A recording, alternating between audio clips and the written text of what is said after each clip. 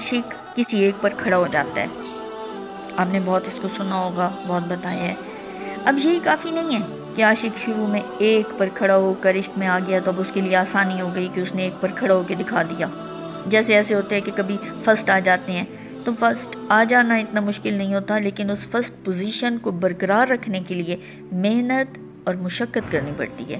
ایسے عشق میں بھی عاشق کو ایک پر کھڑا ہونے کے بعد اسی ایک کو اپنے اندر سے مضبوطی سے پکڑے رکھنا ہوتا ہے، باہر سے نہیں، اپنے اندر سے. اٹھتے بیٹھتے چلتے پھرتے سوتے جاگتے کھاتے پیتے باتیں کرتے اپنی بظاہر زندگی کی چلتی روٹین میں عاشق نے دل سے معشوق کو پکڑے رکھنا ہوتا ہے.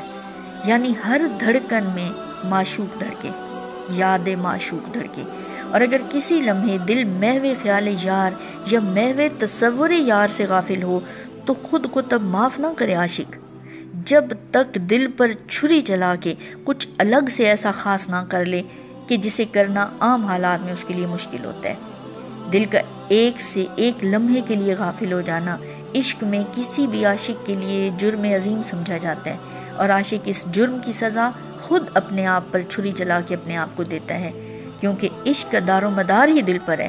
اگر دل ہی غافل ہو جائے تو وہی بات ہوئی نا کہ جو دم غافل سو دم کافر.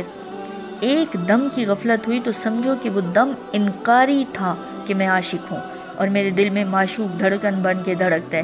اور اگر میں کہوں تو غافل دھڑکن کے بعد خود کو عاشق نہیں کہنا. عشق کا کلمہ دوبارہ پڑھ کر عاشق بننا پڑے گا.